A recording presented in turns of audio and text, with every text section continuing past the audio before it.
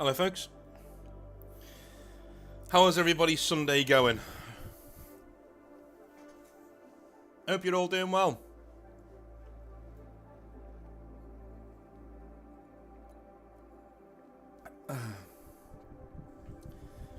It is scorching today. As it should be, to be honest with you. Bloody summer. Took a while getting here, didn't it?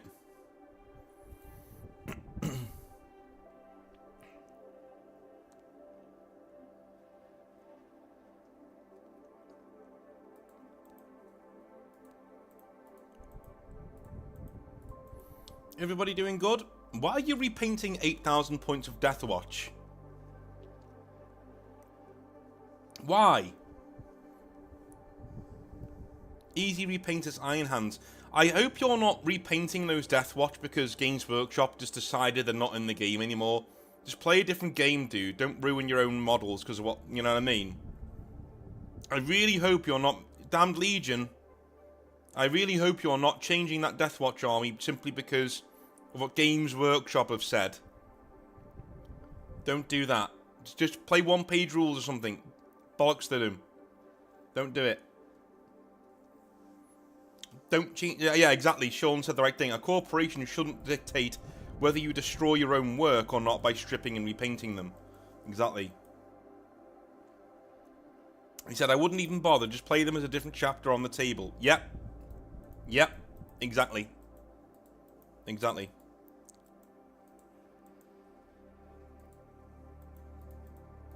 Okay, well don't. Don't repaint them. Don't. You got Death Watch because you like Death Watch, then remain. If you honestly want to not play Death Watch anymore and you want to change your army, that's fine. But don't do it because Games Workshop said, oh, they're not getting their own codex now, so they're not legal. Bollocks to that, man. That's terrible. Don't do that. Don't do that. That is now the third person to come to me saying they're going to do something like that. About Death Watch. You know? Got a friend of mine who's converting his Death Watch to Black Templars. I told him not to. He was like, well, I like Black Templars anyway. And if they're not going to be in the game, you know, I want to go and play at tournaments. I was like, dude, you really love that Death Watch army. Why are you just changing it? It's awful, man. Not you, them. Awful thing to do. To your own customers. So the order of business today, this is our normal Sunday chill stream where I just sit down and talk to you and chill out. I might play something later, I might not, we'll see. We will be doing a Q&A, followed by a hobby showcase, and then we will be, just chilling out, talking about the hobby and things.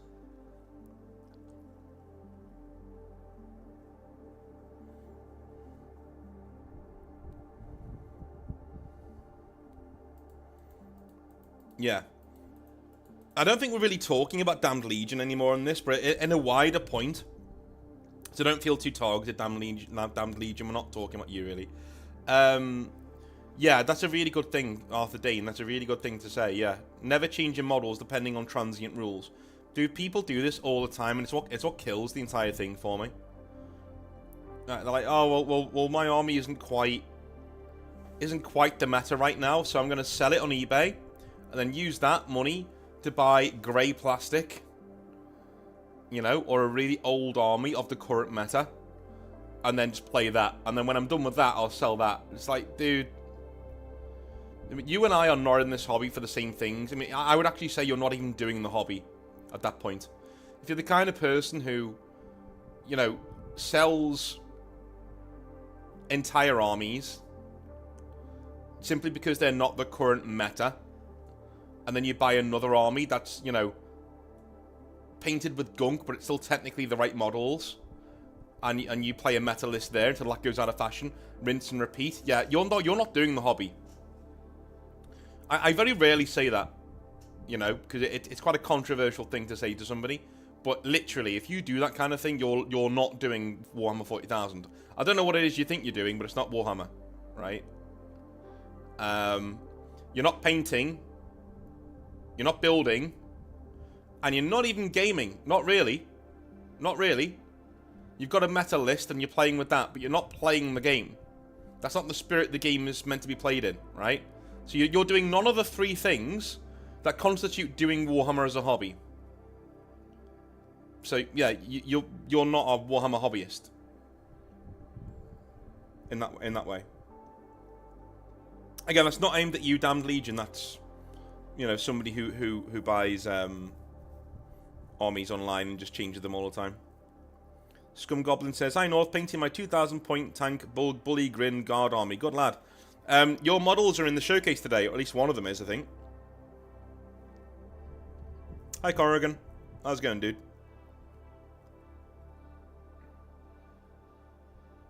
War Machine. Good to see you, man. Blood Raven. Screw Games Workshop. I'm only buying and painting the models how I want. Yeah. Dude, that's what it's all about. And to be fair, like, they probably say the same thing. As long as you're buying the models, you know, do what you want with them. I built my Deathwing in 6 when you could take all... Sorry. When you could take all Terminators. They got nerfed, and then in 9th, they got good again. I felt vindicated. Taking my Land Raider back to the table years later. Yeah, I mean... I don't know. I don't know. I would... I don't think it's about vindication. Do you know what I mean? I think it's about... sticking to your guns, knowing what you like. I like this, so I'm going to keep on doing it. You know? Games Workshop say, well, you can't play with that in official tours and tournaments. Dude, why would I want to go to official stores and tournaments? They suck.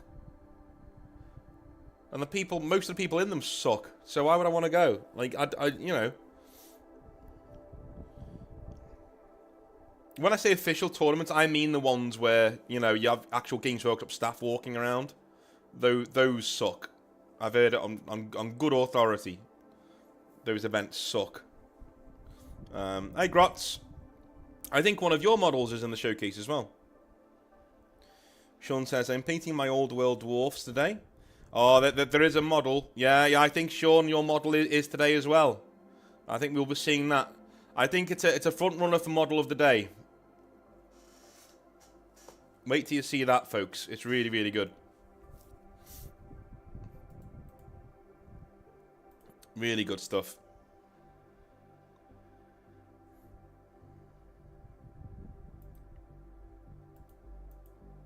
Yeah, the Cassius kill team. There's something about that kill team when I was selling that box. Because I always thought, there's a biker in the box. What does he do? Just he rolls along beside his dudes? Or is he allowed to, like, you know, go faster? I don't know. I don't know. It just looked odd to me.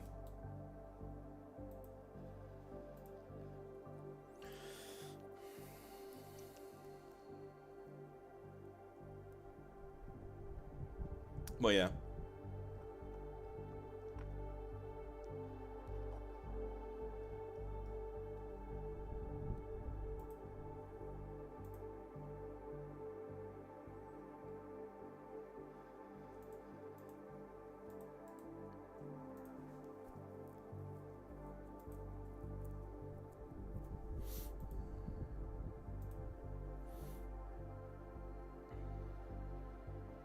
What's your opinion on the 5th edition? As I've just ordered a 5th edition Space Marine Codex off of Amazon. Didn't really play it very much. I was more of a 3rd edition guy. And then I got out of the hobby for a while. So, don't know, mate. Chat, what do you think of 5th edition? Let me know. I never really played it. Enjoying a rare day off work. North, what do you think about adding some characters like Calgar or Gilliman to my Imperial Fists and running my army as Yellow Ultramarines? That's fine. Like, again, like, screw off to all the people who don't want you to do your models the way you want to do them. Just do what you want. Do what you want. Right? I would say at that point, you may as well just convert Calgar and Gilliman to being Imperial Fist characters. rather than saying this is an Imperial Fists force that is actually Ultramarines. You know what I mean? It just save a lot of explaining if you just go, yeah, they're just Imperial Fists. You know.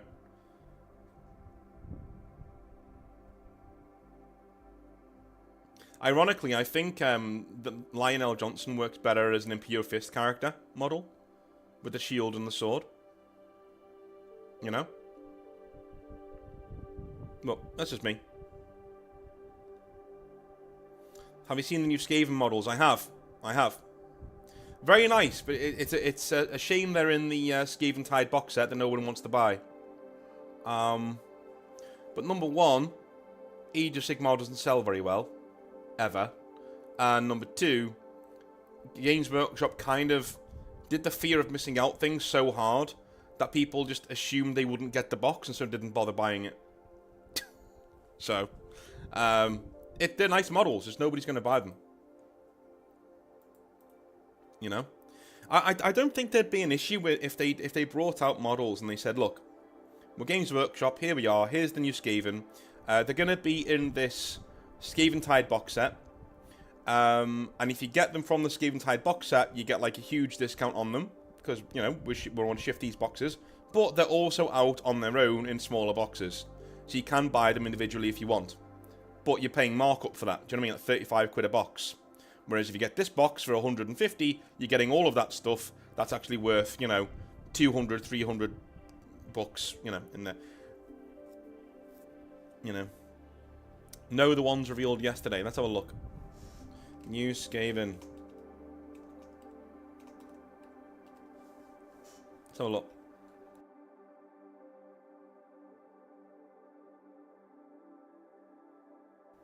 Oh, the clan rats?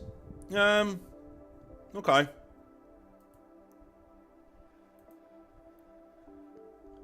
Am I a terrible person with Skaven? I'm not sure there's much you can do with them. They're rats. Do you know what I mean? They're rat men. So there we are.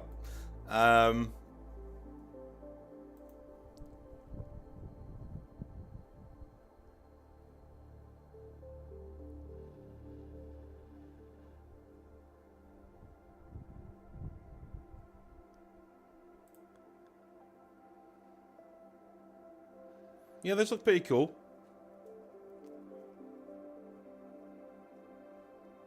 They look pretty cool.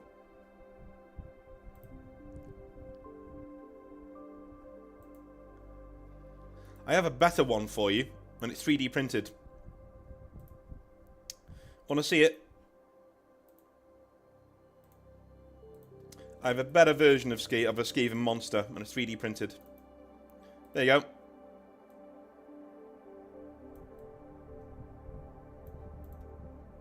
That's like 2 seconds on Google.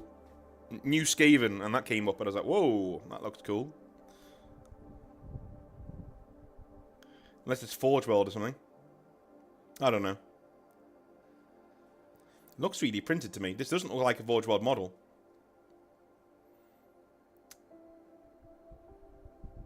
See the horns? Doesn't look Forge World to me.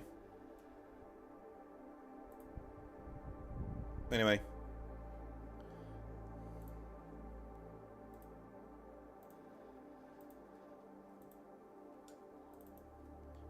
New Skaven.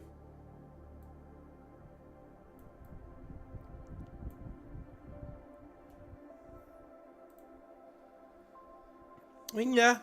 Yeah. Again, there's not much you can do with Skaven. They're rat men. I like the fact that they are new sculpts. I like that. That's cool. That's cool. You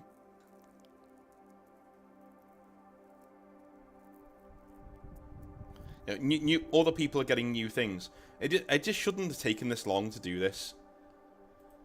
It shouldn't have taken anywhere the amount of time that it's taken to do Skaven. Like years and years. Balls to it anyway.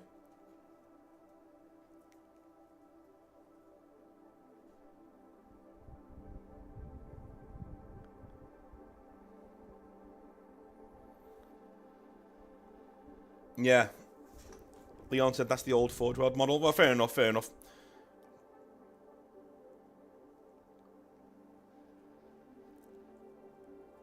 Still. Shall we do some hobby showcase then, whilst I'm here?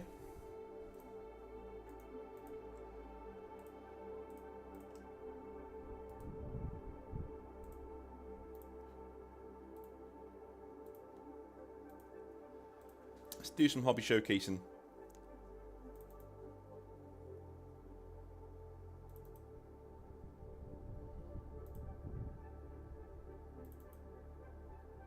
Alrighty, this one is from Tumbleberry.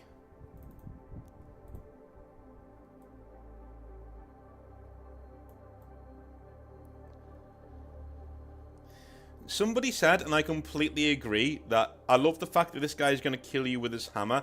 Not out of rage, but like out of disappointment. You're just disappointed in your life choices. Now you will die.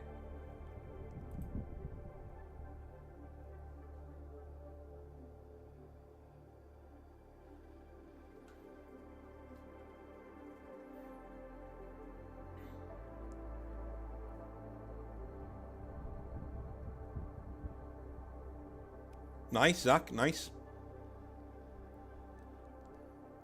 I love the detailing work on this guy. It's always really difficult to get those lines, the really dark red lines in muscles, right? And on lips and stuff. And even the nose. This is somebody who's got a really, really, really good artist's... I always say, like, if you can do a face properly, you're an artist, right? You're not just a model maker or somebody who paints models for a hobby. If you can do this properly, you're an artist. You're an actual artist. You have an artist's flair and skill. This is Tumbleberry number 2. If I remember correctly, this one won an award, which is pretty cool.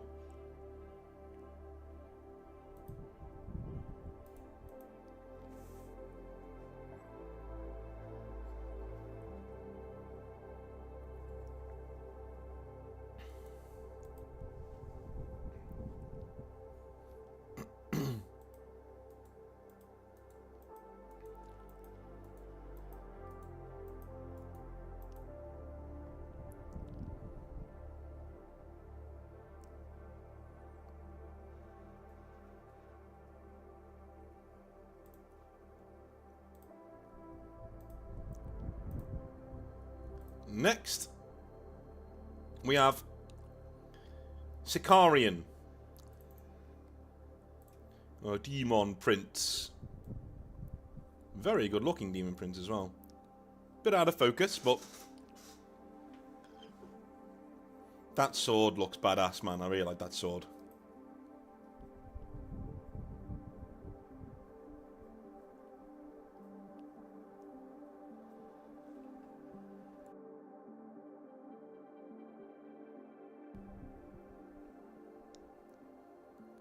Cool stuff. Next, we have Clunderhammer. As you do.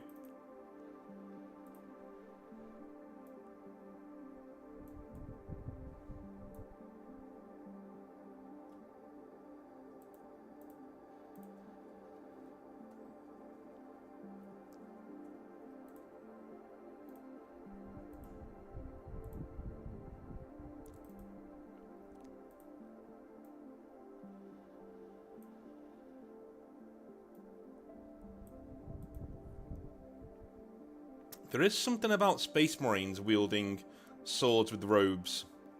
But I don't think Games Workshop have ever quite got it right. You know? The guy on the right there is kind of getting it right. Like he's swirling in emotion. If you've got robes, you really want them to be in motion. You don't want them just to like be like the guy in the middle, just plonking downwards, because that looks like a dress.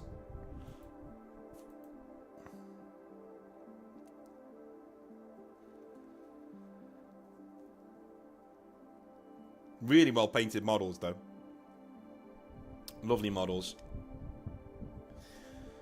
I like the boldness of your style as well, and that you've actually gone for it. You're not just like gone, oh, I'll do a little bit of edge highlighting here. No, you've just gone for it. Like, no. There's going to be really bold models. You know, if it's blue, it's blue. You're going to know it's blue. Sort of a thing. I like it.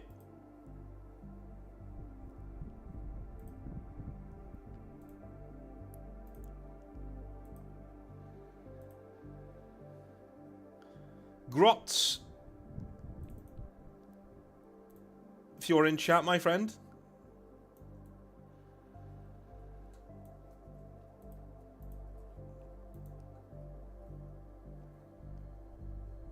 That is one. Pink orc. Troll.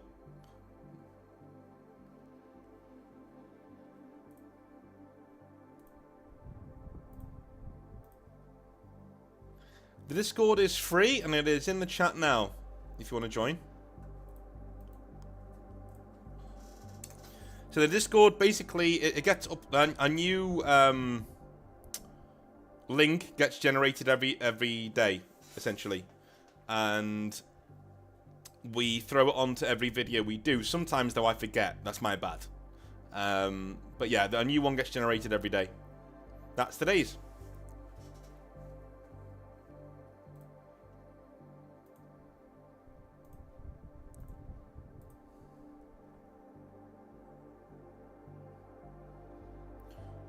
Boblin the Goblin. With an entire force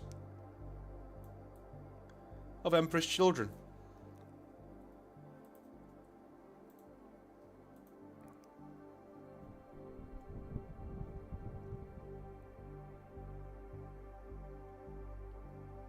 I'm enjoying the deeper purple on the Emperor's children. I think that's about right. That's where it should be.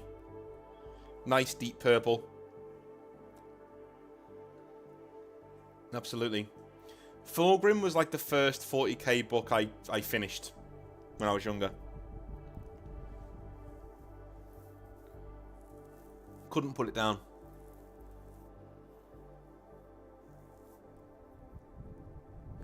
We can see here, he's just done a cold, normal wash on maximum. Very nice. Hope your clothes came out well.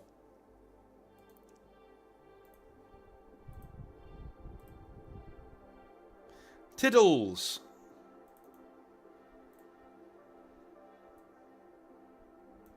He mentioned this being something from Bloodborne or something. One of the only Souls games I've not played.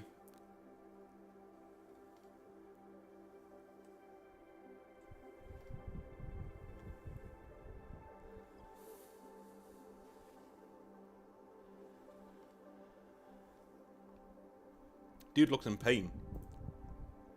He is in a Souls game though, I suppose. Scum Goblin. A work in progress. Bit of Skaven.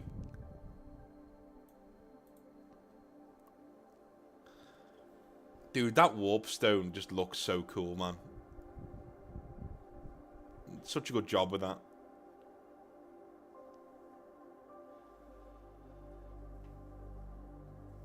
I love with these dudes that they look like they've literally burst through the fur.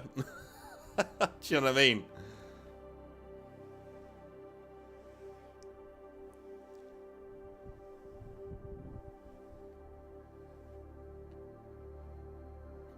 They really are a quintessential old world race, aren't they? Do you know what I mean?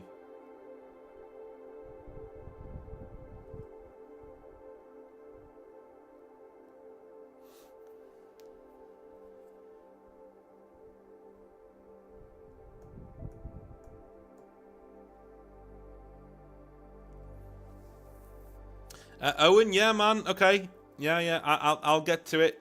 I'm currently writing my own rules, but I'll get into that a little bit later on.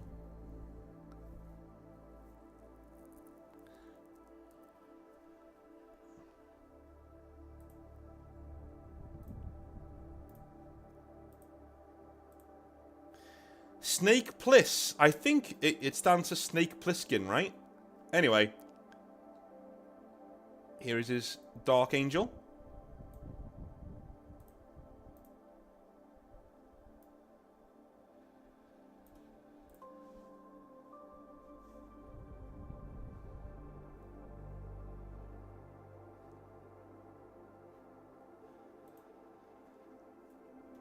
Thank you for becoming a member, Brother of Titans. Mr. North, I sent a model to the Hobby Nightmare email. Okay. A bit late. Yeah, I mean, I don't have my access to that email on this computer yet. So, I might be... It might be next week, or it might be later if I can get my... I get a moment to go get my laptop.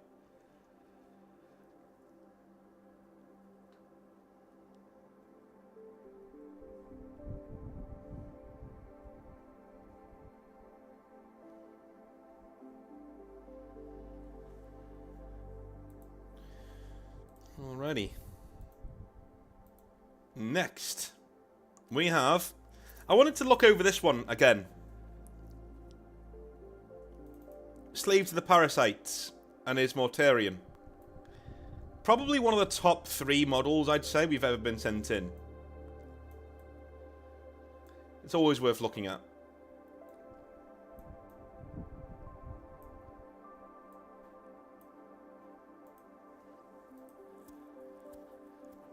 Probably one of the top 3, I would say.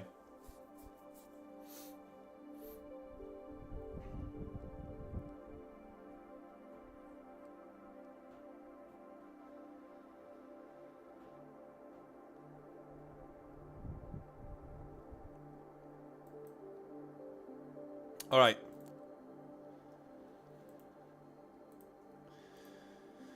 This one is from Sean. And it is the front first.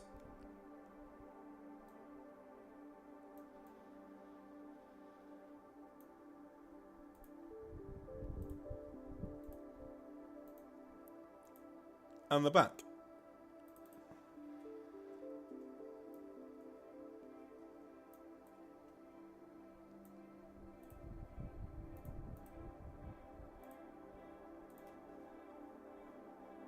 That's cool.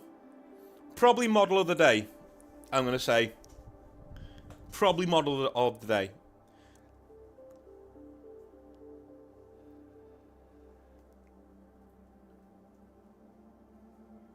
Everything is exactly where it should be on this model. Every colour, every offset, every metallic. You know? This looks like something that was like you know, made as a toy and printed by a computer. That's how good it looks. Even the fur on the back isn't all one colour. Do you know what I mean? It fades away into white. You spent a lot of time on this model, dude. It shows. Absolutely brilliant.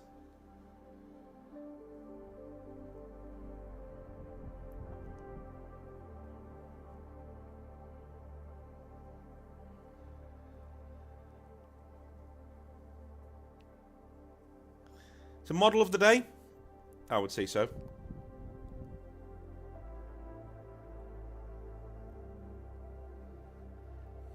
Blood Raven says, I built my PC mainly for when Space Marine 2 comes out. Yeah, I got a bit of news on that. But I'm going to have to wait a week for a release for safety due to most AAA games have been released recently. Yeah, I mean... yeah, I'm with you, I'm with you. I mean, from what I've seen... it doesn't look too bad. I think it will release in a good state. And enough YouTubers that I actually trust have turned around and said, I've played it for 30, 40 hours, it's stable, it runs well, do you know what I mean? And the content is all there, you know, you're going to be able to get into it. But, I said this to my mate Steady the other day, all of the previews that I've seen for that game that have been glowing about the game, if this one turns out to be a bait and switch, I think I'm done with games for a while. I know that sounds silly, but I'm serious. I'm serious. If this one... If this game doesn't come out and is good, or playable, I think I'm just done with games for a while. New games, anyway. I'm done buying them, sorry. This will be the last one, the last straw.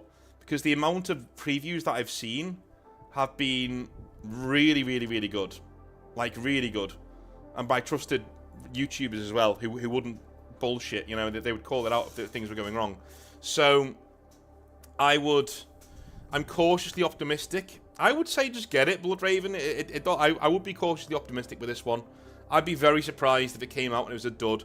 The one big issue I've got, aside from, you know, AAA games being generally not very good, being very lazy, is the DLC practices. What are we gonna, what is Space Marine 2 gonna look like? You know, when we get into it. In cosmetics and things like that, because cosmetics is the one thing they can really charge for, you know? And they know it's the one thing everybody's gonna want to do, is make their own Space Marine. You know, put their own chapter in the game, in multiplayer. So, yeah, I'm kind of worried about that, because that's the part of the game I'm really most excited about. I mean, I can give it, you know, the campaign's going to be great. I will play through the campaign on stream. So, you know, but yeah, another thing about Space Marine 2 is that we will be doing community events where we will be playing as the Void Talons. So, I'll be showing you how to make the Void Talons in terms of colours, and you can go on, paint your Space Marine that colour, join me for a game, and we can all be on there together, having a good time as a single chapter. Wouldn't that be cool? Wouldn't that be cool? Like heretic players from across the world, all of a sudden are seeing, like, an actual chapter there. You know, 4 or 5 players in the same colours. With different classes, but the same colours. That'd be cool. So that's what we're going to do. When the game comes out. It's going to be good.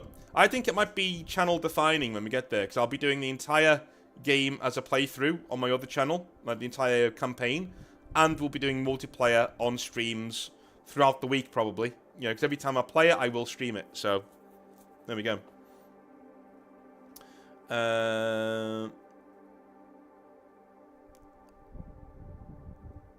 Yeah, no, that's it, man. Or you can, if you want to, put it in the Discord under Hobby Showcase or Model Showcase. And I picked them out of there too. But yeah, that's a good way of doing it. Zach says, kind of up left field, but have you ever played Mountain Blade Bannerlord? Yes, I do. I have. Really enjoy it. I think it's really, really cool. Problem is that I think it's a really cool concept. Once you've done battles like 20, 30 times, it kind of becomes a bit boring. Do you know what I mean? You kind of start just getting bored. But it is a good game. Well worth it if you can get it for like 20 quid, 30 quid. Well worth it. It's a good game.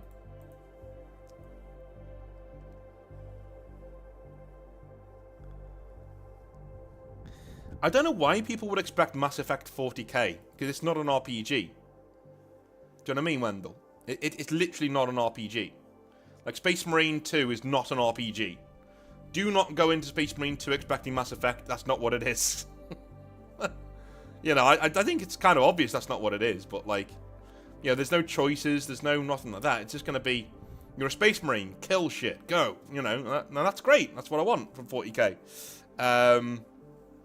Don't get me wrong, I think there should be a Mass Effect style 40k game. Absolutely. I've been campaigning for that for years. People on the channel will know. I've pitched it several times to the internet to say, look, this is what it could be if, you know, if we did something like this. But yeah, I mean, Space Marine 2 isn't that. I think a lot of people need to taper their expectations when it comes to Space Marine 2. I will say that. I will definitely say that. A lot of people need to just rein it in a bit about what they're expecting, you know. At this point, if it releases well, it's fun and it keeps me engaged and lets me paint my own chapter, that's a success in my book. I'd be like, right, that's a successful game. You know.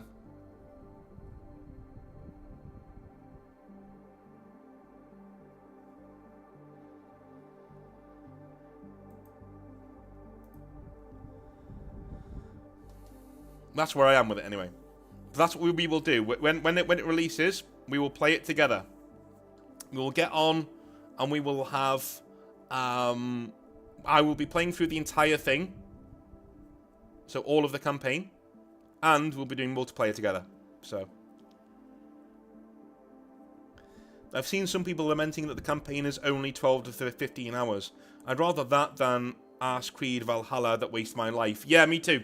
Well, here's the thing with games, right? That they've stopped knowing when they're not welcome anymore. Do you know what I'm saying? There's no worse feeling in gaming. I guess there is, but like there's no worse normal feeling in gaming. What I mean by that is like, you know, you can come up against a cheat or be griefed and things. That's not a normal thing to happen though. The worst normal feeling you can get is when a game overstays its welcome. When you're like, listen, I was ready for this to end about 10 hours ago. Like, I'm done. And I'm going to stop playing before the end now.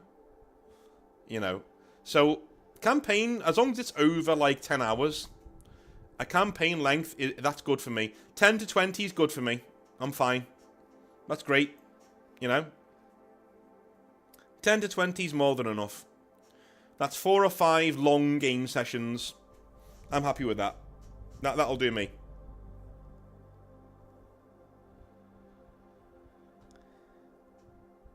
It is that, Zacharias, but there is Chaos Marines in there as well. We've been told there is Chaos Marines in there. Thousand Suns, all the big boys are in there, are in this game.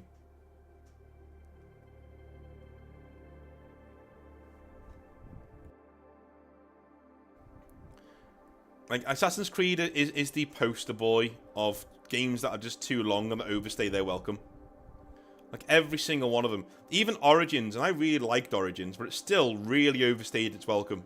Like, I was done with it. Literally, I was like, yeah, I'm done. I'm done. Like, 40 hours in, yeah, I'm done. Like, I don't know whether I'm just, like, somebody who is a terrible gamer. You know. Maybe I am. I don't know.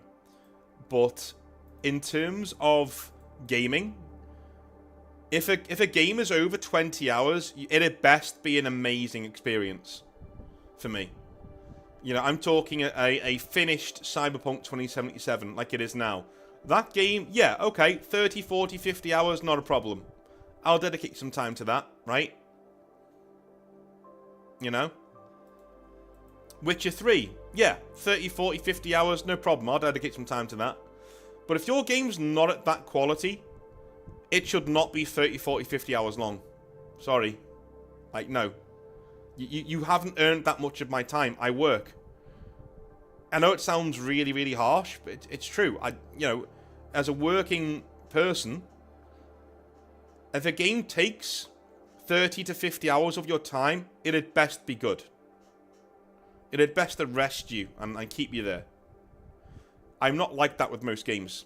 You know, Ghost of Tsushima is one of them, right? And Ghost, do you know what? The reason why it works so well and why I think it's one of the best games of the past decade is because it's not the best game of the past decade and it knows it. Bear with me. Bear with me. It's an amazing game for 20 to 30 hours. But if you play it longer than that, you do start to see the cracks in the design. And you do start to get a little bit bored.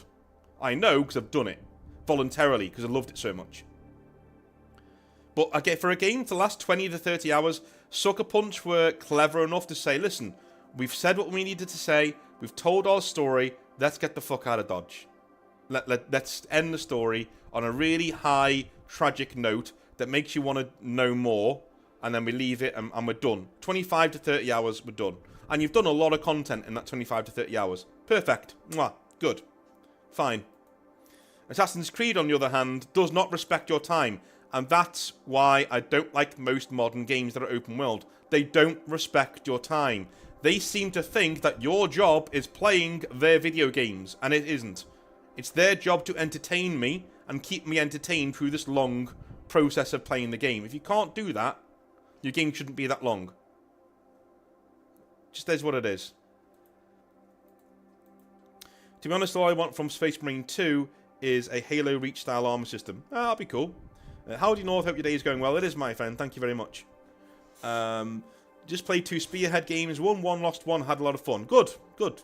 Excellent, oh boy. Good, man. Sean says, I find Assassin's Creed games fascinating. Mostly just to explore historical cultures and societies.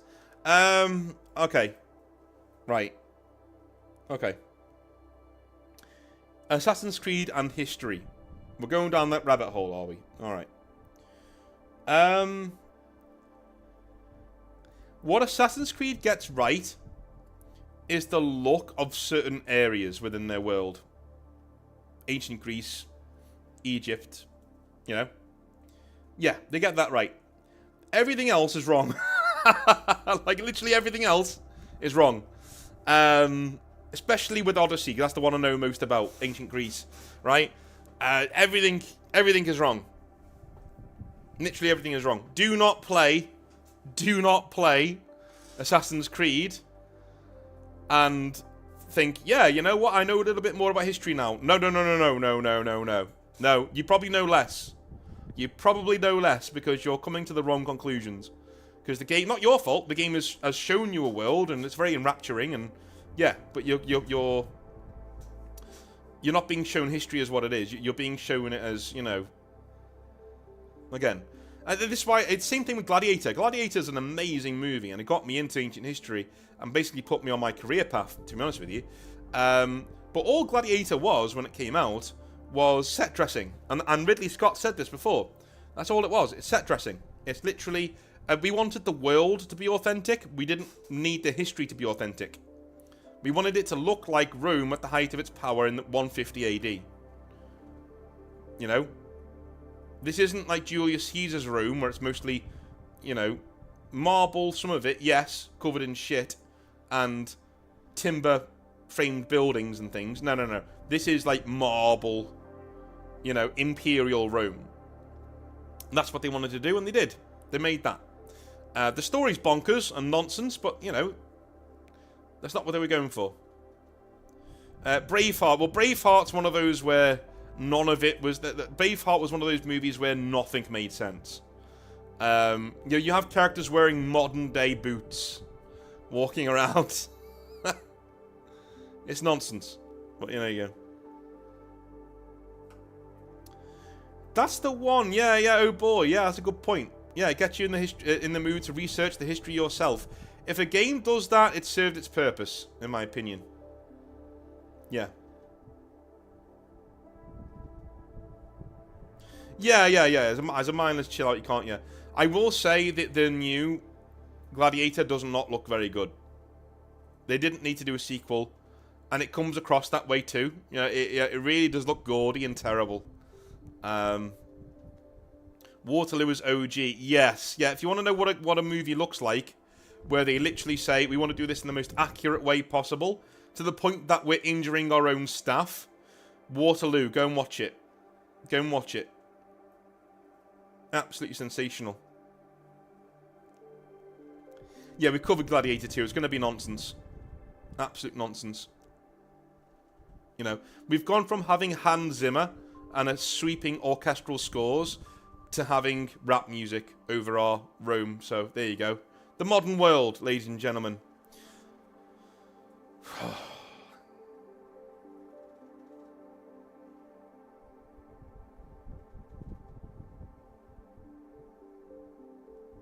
No, good lad. Nice to hear that.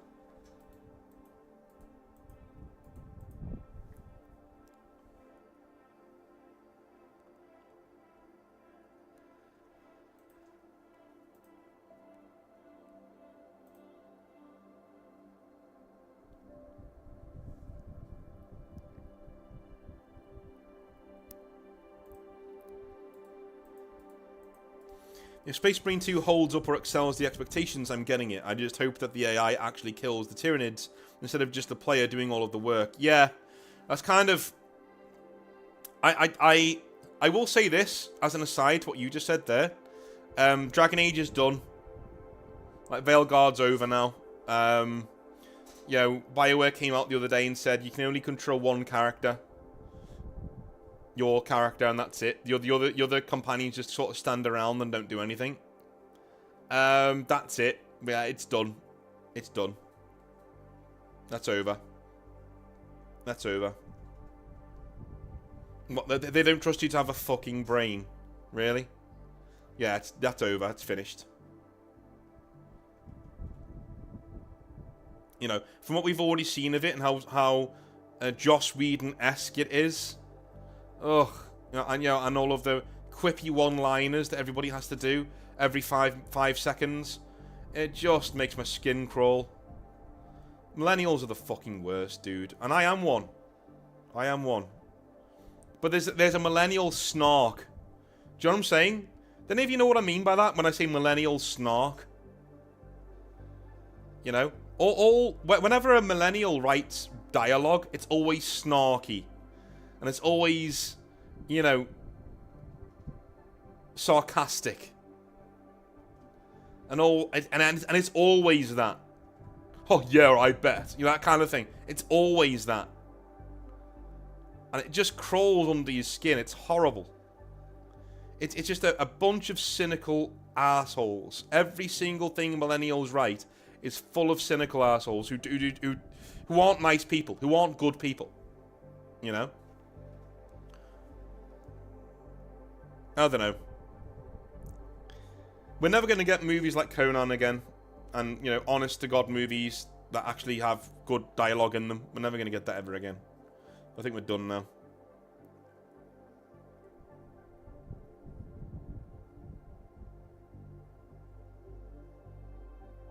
What's your thoughts on the new Agents of the Imperium codex?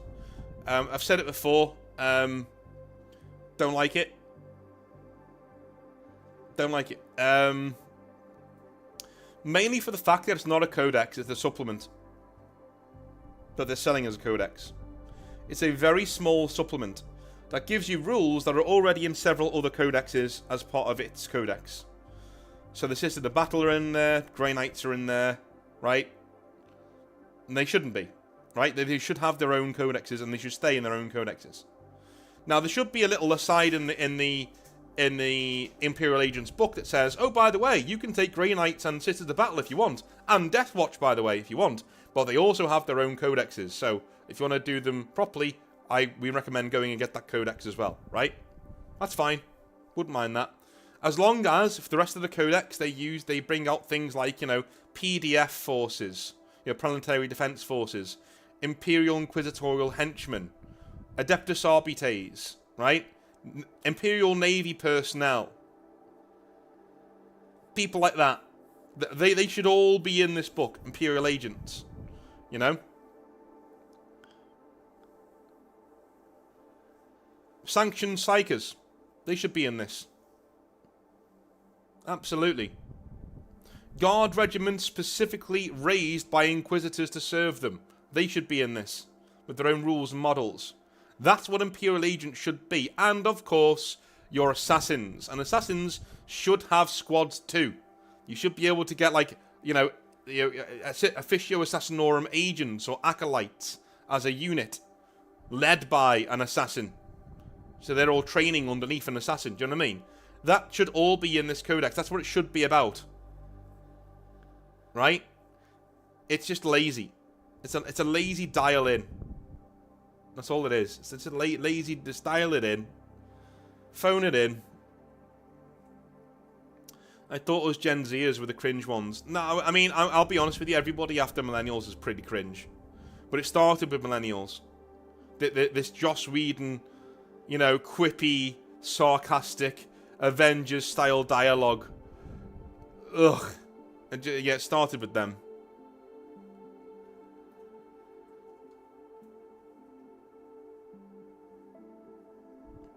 It would have been cool to have the Dark Tide squad in the codex. Dude, it's literally right there. You're right. It's right there. It's right there in Dark Tide, man.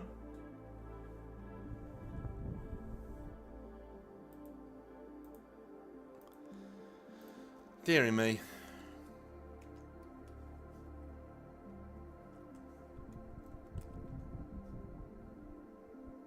I think it's in 1970.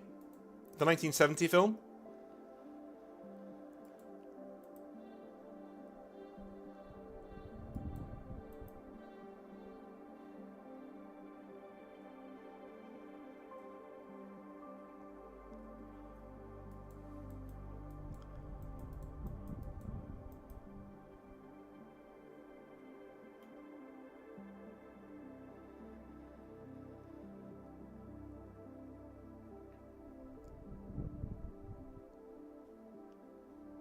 Yeah.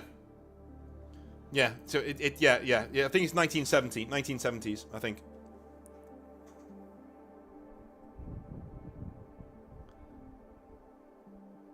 North, do you know of any recent games that do history well? This is both accurate. That is both accurate and entertaining. That is. Oh, that is a question. That's a good question. Well, the old Total Wars tended to get things right. Crusader Kings 2. Not the number 2. I mean, Crusader Kings as well. You know, is quite a good. If you want to learn about medieval concepts of medieval history, Crusader Kings is a really good game to play. Really good game to play. You know. And I'd say for the ancient world, yeah, do you know what? As a primer, Rome Total War. I mean, part of it is nonsense, because, you know, you've got the Mummy Returns Egyptians there and stuff, because they wanted to make it more fun. But if you want to learn about ancient Rome and the world itself at the time, it's a good primer. It's a good primer. You know? Basically, any game that has history in it that doesn't try to tell you lies is a good historical game. If it's trying to be a primer to get you involved and interested in the in the history and the time period, that's what you want. Do you know what I mean? But like, Assassin's Creed in general doesn't do that. It tries to use history as a backdrop to tell stories that have nothing to do with the historical period that they're covering, so it's not really my favourite thing. But yeah, any of the old Total Wars, Crusader Kings, another good one. Kingdom Come Deliverance, excellent one. Excellent one. If you want to get into the medieval mindset, Kingdom Come Deliverance, really good. There is a really good game called Penitent. Penitent. It is a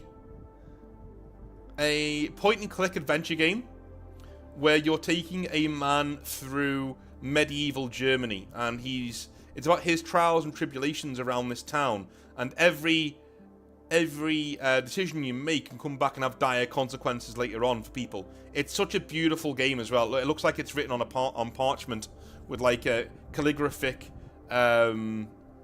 medieval stylings. It's really good, really good. So Penitent is also a very good one. Plague Tale is good. Pentiment, it's called. Pentiment.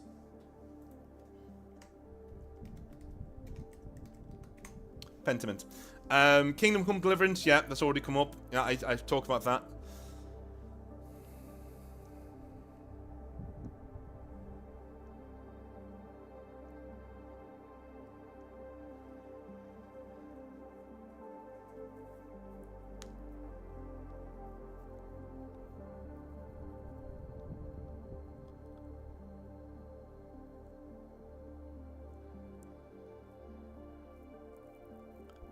Yeah.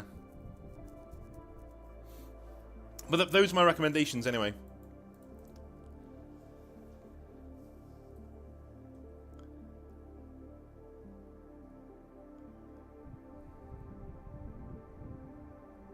Oh, really?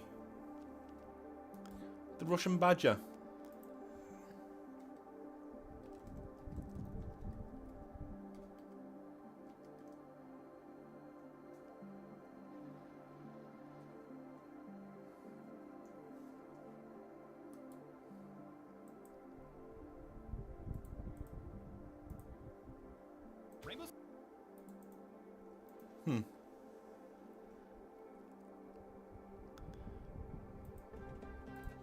Well, he's got like 6 million odd subscribers, so I don't think he needs any help from us.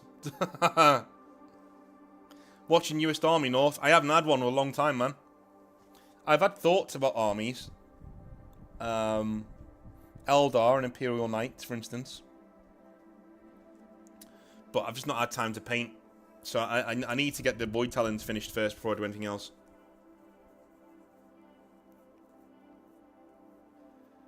Yeah.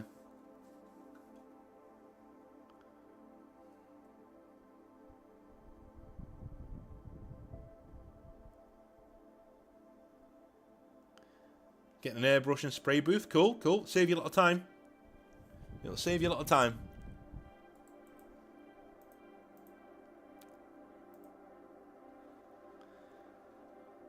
I think if you do things like Black Templars, like having a decent airbrush becomes like second nature if you're doing armies like that. Ones like mine, not so much because it's more metallic paints. But yeah.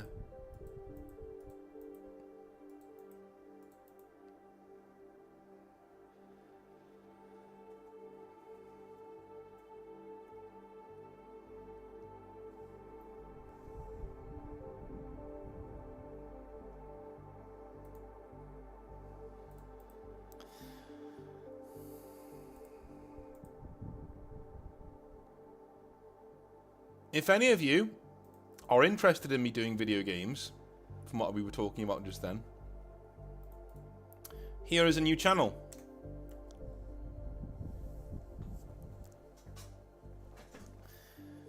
It has me playing video games. We just finished Metal Gear Solid 3 a few weeks ago, and we're barreling our way through Dragon Age Origins at the moment. I think after Dragon Age Origins, we're going to do either Cyberpunk or Metal Gear Solid 5. We'll see. Hi, North, have you played any games with the old world rules? And if so, what are your thoughts? I haven't, no. I haven't. Not to the point that I want to give my opinion on it yet, anyway.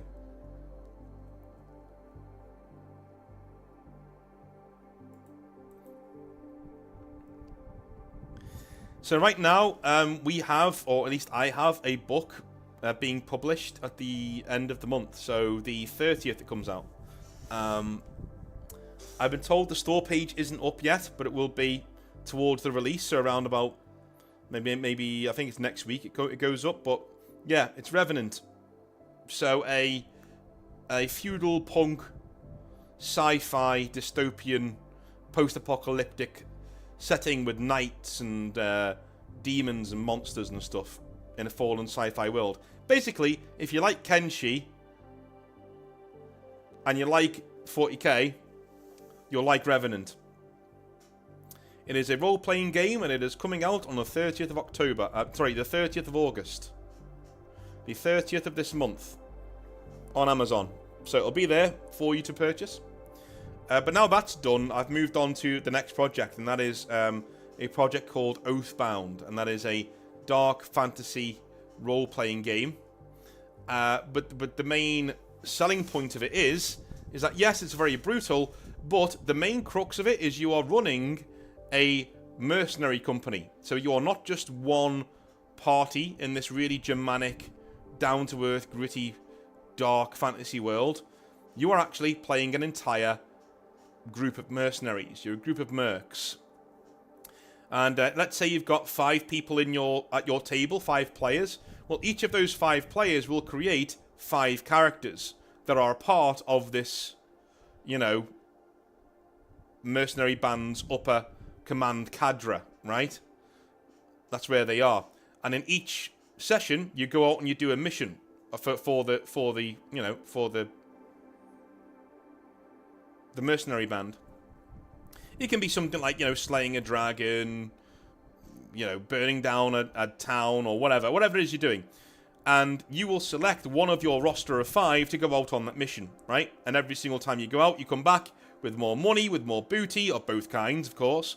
And you build up your reputation of your mercenary band as you go on. It'll have mechanics to do with attrition and disease and food and supplies. All of that stuff as you march across the land, right? Your reputation will go higher. People will die. You will lose characters. You know, it is brutal. But the ones who survive become almost like mercenary legends as they go on. And eventually you may even get to settle down and have your own keep and have your own kingdom, like the Normans did and things like that. That'll all be factored into the game. And what's more, as a part of that game, you're not just getting the role-playing rules. No. There will be a complete tabletop war game released with Oathbound, all in one book. So you're getting a loads of lore, a full tabletop RPG that's grim and dark and brutal, a full tabletop RPG section that covers having your own mercenary company and growing it into being a real force on the continent. And you're even getting a massive war game all in one book. I think it should be out around Christmas. That's what I'm kind of thinking right now. It'll be out around Christmas as we get into the winter months. It'll have a hardback, Kindle, and softback editions as well. So you'll be able to have all the editions there for it.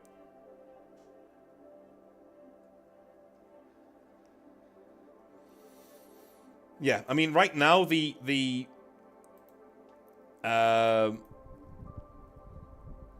word count, we are on 12,384 words, and I've just started the rules. Just started them. So, yeah, it's going to be a big book. We're looking at around 500 pages, I think. It's going to be a huge book. And Noel says, so if I don't play it, don't play RPG, should I still get it? If you want to. You know, it'll be a bit of Northern Exile lore going forward, so if you want to, you can do. But you don't have to, no. Of course you don't. Price range.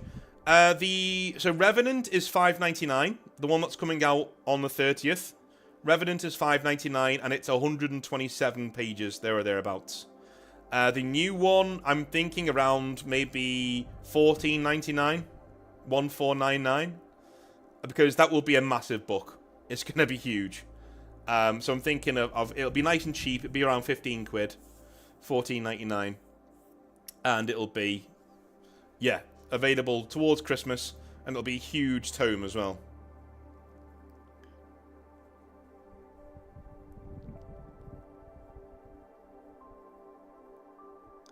North have started going back to the gym. Well done, Scum Goblin. Well done.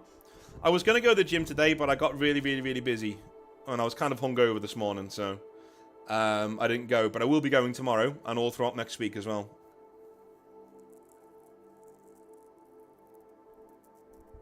Zach says, I'd say a playthrough of a Total War game where the chat plays the Senate or governing body. That'd be quite interesting, yeah.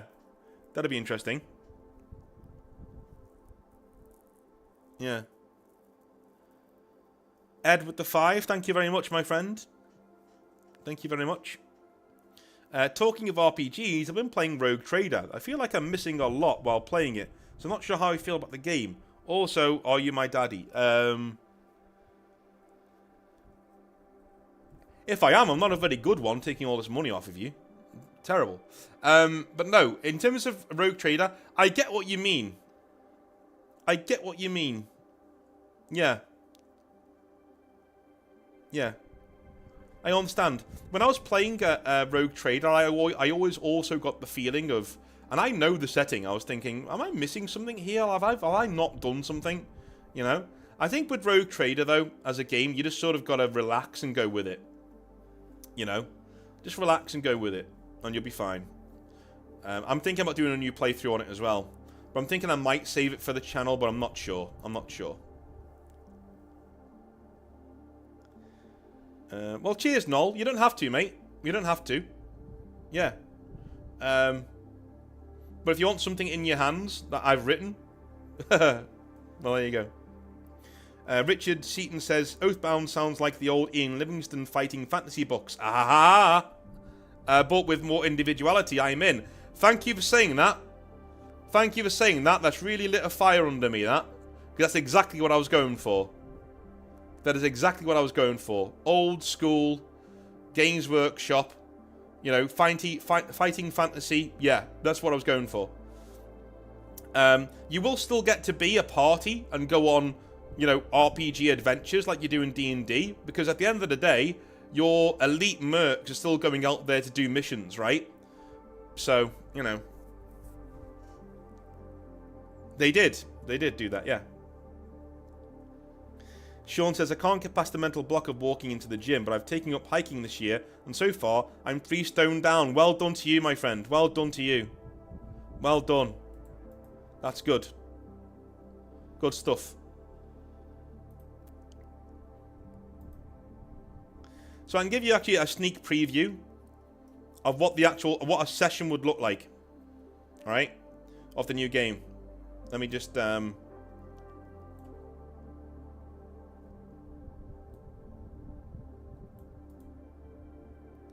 if it fits in the chat box. We'll see. No, it doesn't. Okay. What I'll do is...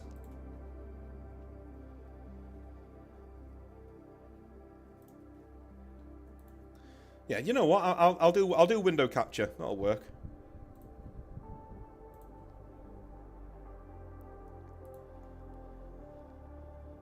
And you can now have a look at the game yourself. Right, window capture. There we go.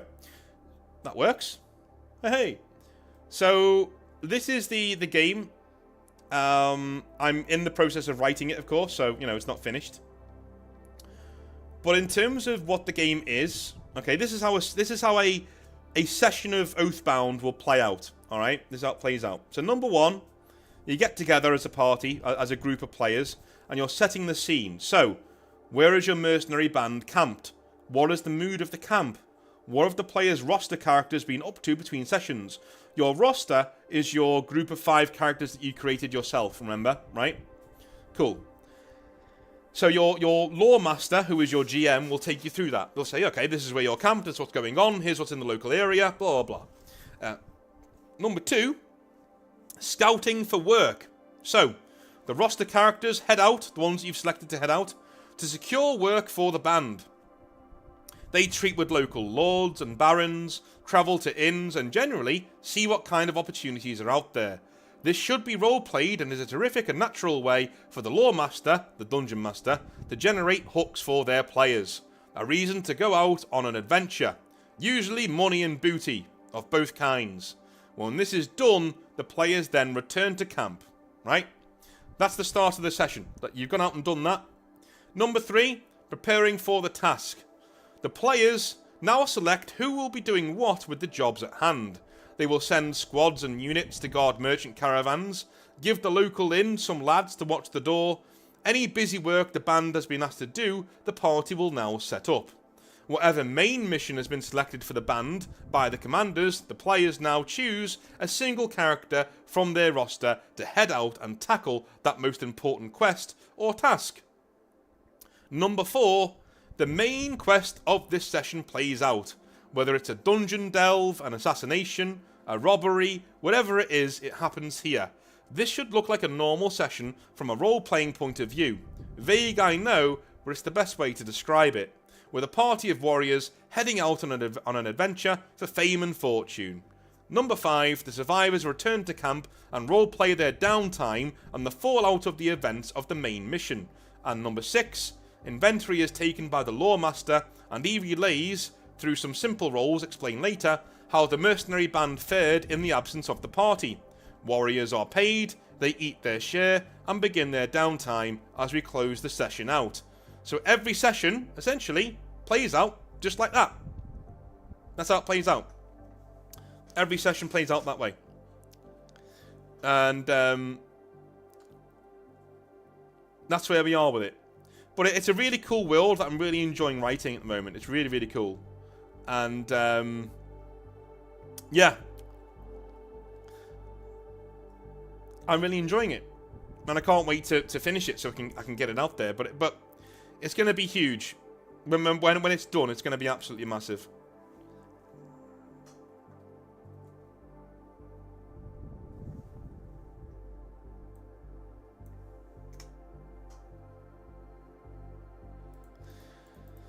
When we're eventually done with it.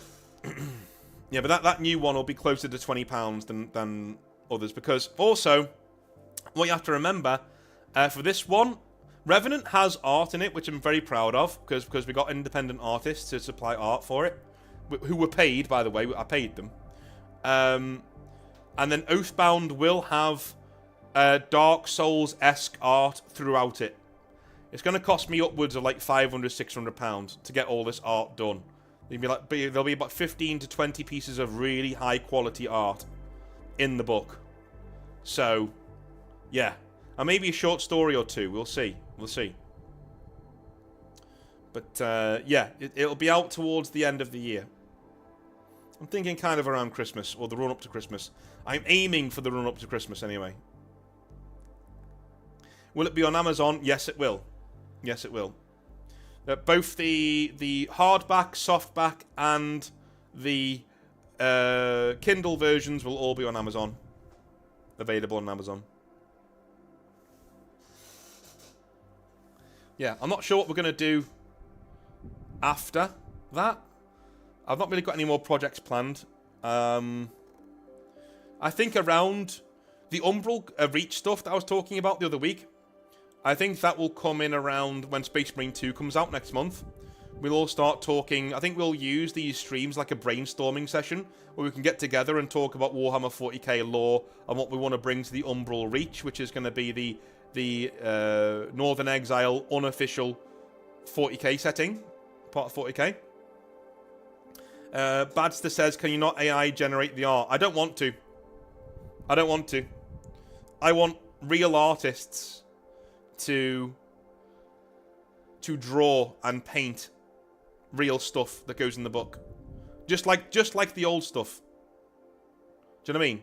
Just like the old stuff. Just like old books you used to buy. Remember when you used to buy rule books and they had like, you know, Elmore and Frazetta doing pictures and art for them? That's what I want. I want a book that harkens back to that. I don't want AI generated images. I don't want cheap looking images. I want really good artwork that, number one, make sure that an artist is getting paid. Sorry, my cat just jumped up on me.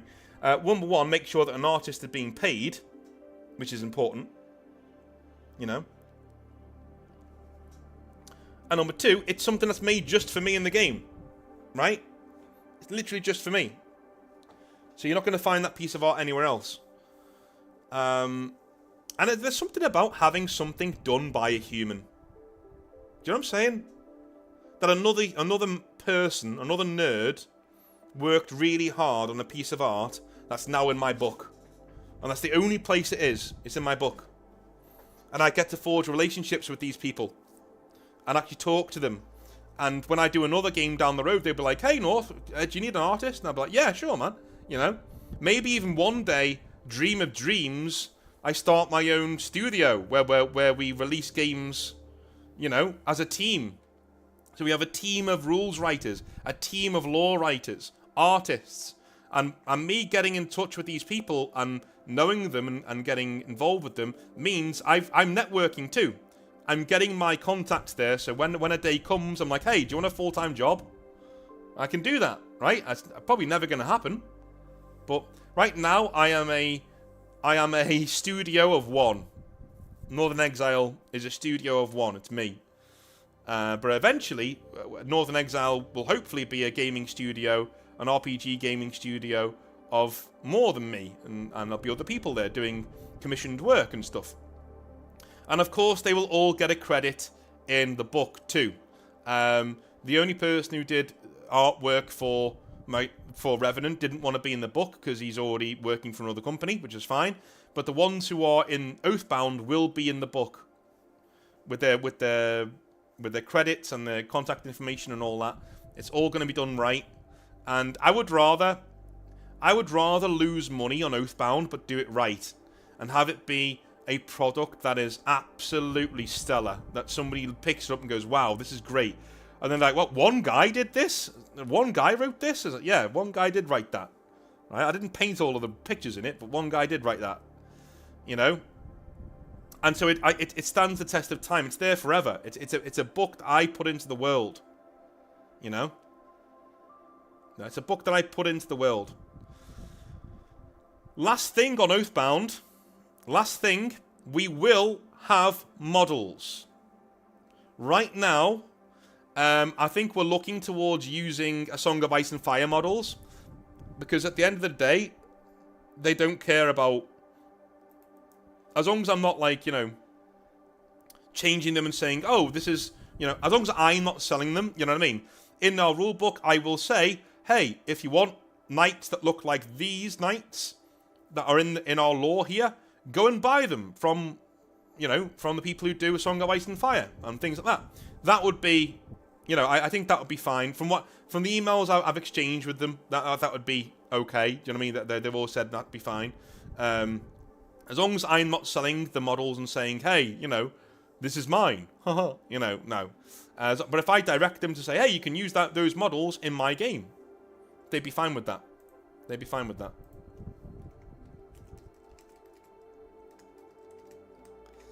But I also have a contact out in Poland who has been talking to me. We haven't spoken for a while, but we were talking about his company, 3D printing, and starting to 3D print stuff for games that I'm doing, and that would be a good way of doing it as well. So we may be able to do our own line of models. So, again, yeah, Sean, if you want to be a model painter, that might be a time when we get to do that, but it won't be until next year.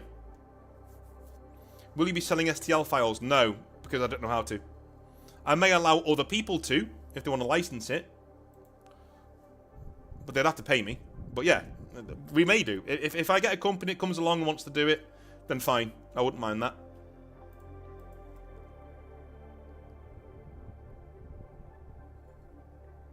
But it will be out there.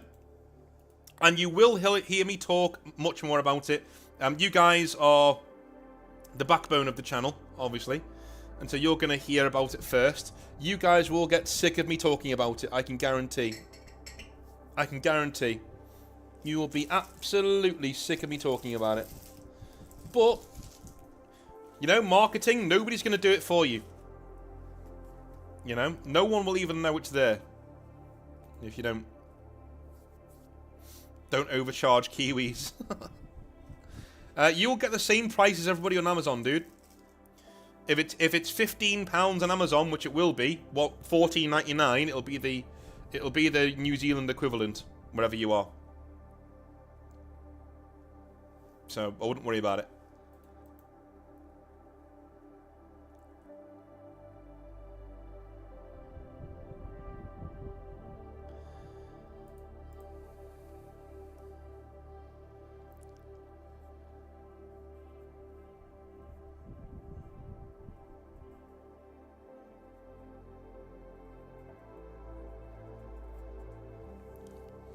That's good, Faust. That's awesome.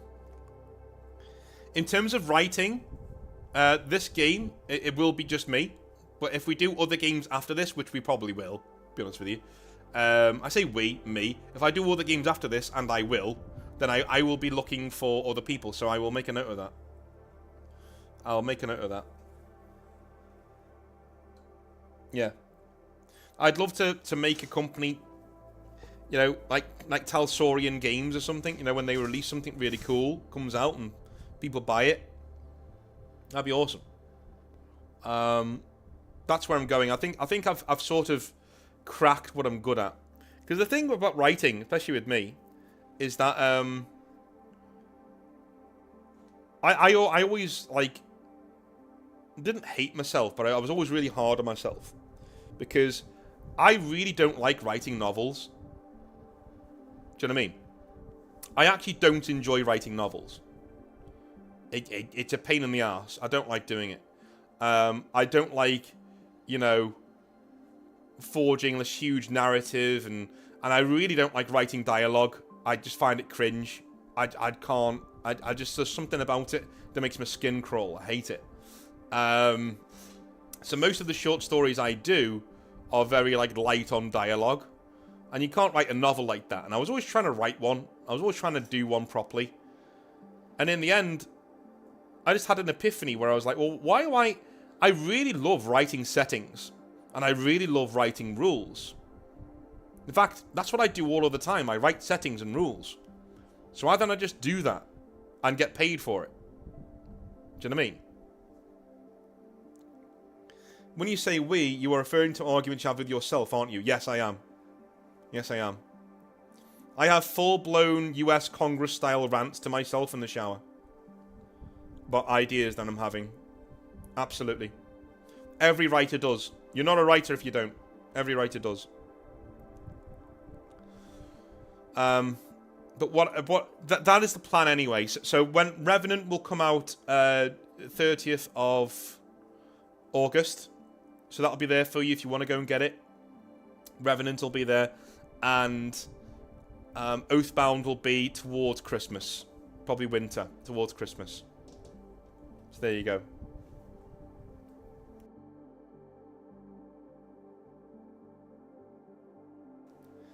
Yeah. Oathbound will be towards Christmas.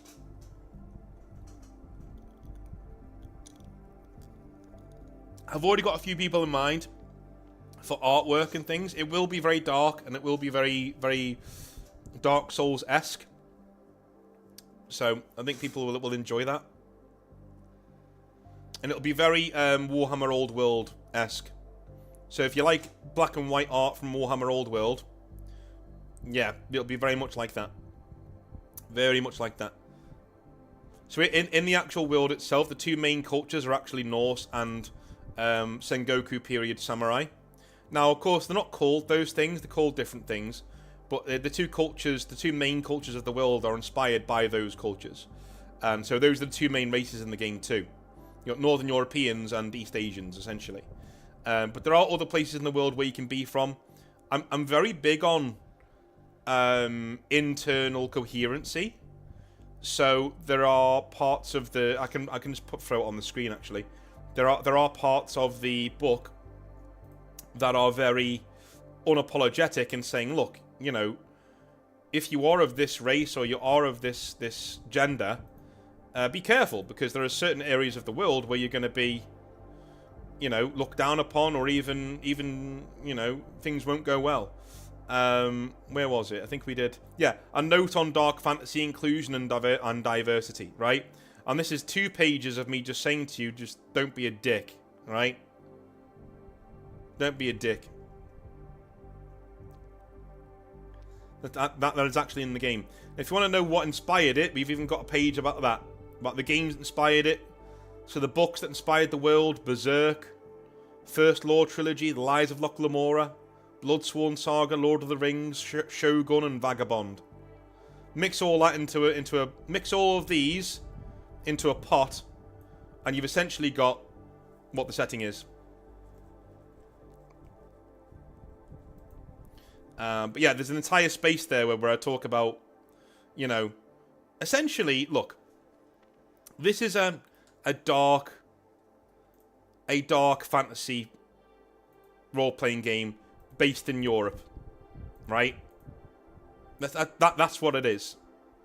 It's a dark fantasy setting based in Europe. Now, there are an East Asian, you know, influences in there, and there's an East Asian continent as well, which is actually where the game takes place, because the white European people are the invaders in this setting, right? They invade this samurai paradise because they are kicked out of their own homeland by dragons, essentially, right?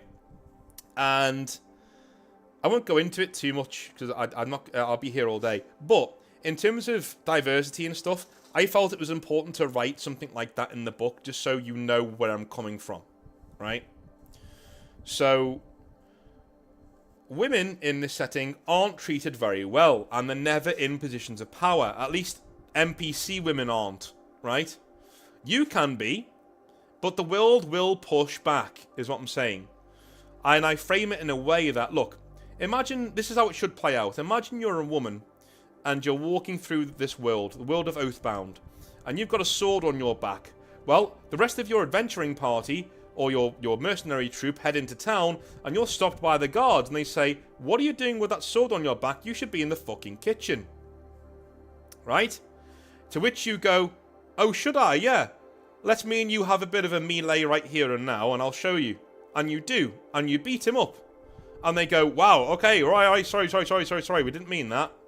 You're cool, what's your name? And you say, oh, my name's Sally the Axe Woman. And they go, oh, okay, cool, we'll bear that in mind. Feel free to enter the city. So you walk in. But what you got from that situation is, you got to roleplay your character, number 1. You got some experience, number 2. And now other people in the village or town know who you are. And as a mercenary, that's good, because people are going to want to hire you, right? So the world will push back at you for being a woman, especially a woman who isn't conforming to her role. You will have more opportunities to roleplay because of that, right? You get more opportunities to do some cool shit. In terms of like transgenderism and being gay, just like the real world Middle Ages, that was not a thing in the Middle Ages, because they would just say, no, sexuality isn't a thing. That's the devil. That's what they would say, right? I don't mean to offend anybody, but that's what they would say. That's the devil. That's what a lot of people right now would say it as well, but I wouldn't. But like, they would say, no, that's the devil. You're talking. You poor soul, you're sinning. You are sinning, and it's a terrible thing that you're doing, right? And people in this world will say that too. They'll be like, you're a what? What? You want to be a what? Right? And I'll be, no, just shut up. No, the devil's inside of you. Right? So don't be offended. Now, that's exactly what the entire section says, essentially. Don't be that offended by it. This is the Middle Ages, and it's a setting based on the Middle Ages. There are different, this is not the modern world. This is not the modern world that you're inside. Don't try and transplant modern ideas like democracy and the rule of the many in a feudal world like this. It's brutal, and it won't work, right?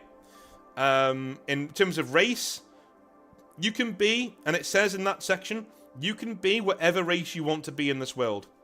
But you should only be from the places where those races come from. This is a very Nordic world, so people with dark skin aren't very natural in the world. But where they are from is places around volcanoes that are exploding constantly. Because the ash that is there is magical, and it turns your skin a very dark umber colour, right? Depending on how far away you are from said volcano. That means you can have all skin colours in the world. We've already got East Asian people in the world who are already there, and we've already got white people in the world. So you can be whatever you want. Absolutely. But I made those cultures and those kingdoms for you to be able to play yourself if you want to. Do you know what I mean? So respect it, and don't say, oh well, I'm a sub-Saharan black dude, but I'm actually a Viking. No, you're not. You're not. Not in this world, you're not. Right? You are from where your people are from. And it's cool. Where you're from, that's cool. I make where you're from cool to the point where you just want to be that person. That's my aim anyway. You shouldn't want to be a Viking. You should be like, hey, I want to create a character just like me, and I'm black, right? Where are the black people in the setting? They live in tribal societies around volcanoes. That's cool. They're master smiths. That's cool. What is this? They're technically mutants who are all like Wolverine? Yes, they literally are. They literally have bone Wolverine claws that they can extend. And smouldering red eyes. How fucking epic is that? Right? Go and be that. If you want to play yourself in the setting. Like if I'm a white dude, right? If I want to play me in this setting, I've pretty much got to be from the Nordic section of the world. Because that's where they're from. And I don't want to break the world. I don't want to disrespect it by saying, nah, I'll be what I want, where I want. No, you can't. Sorry. This world relies on logic, and it has rules. Unless you're a very special snowflake, and none of you are, you're a dime a dozen, you're mercenaries, right? You need to be where you're from. But you can be whatever you want to be, you just need to be where you're from, right? And that's it. That's all I say on diversity and inclusivity and stuff like that in the game. And we move on. Obviously, there is a part of the game where I say, look, you need to be an adult about this. Never use this as an excuse to be an arsehole to people. But, it's a grim, dark, cruel fantasy world. That's what it is. That's what it's going to be. Cheers, Damn Legion. Thank you, mate.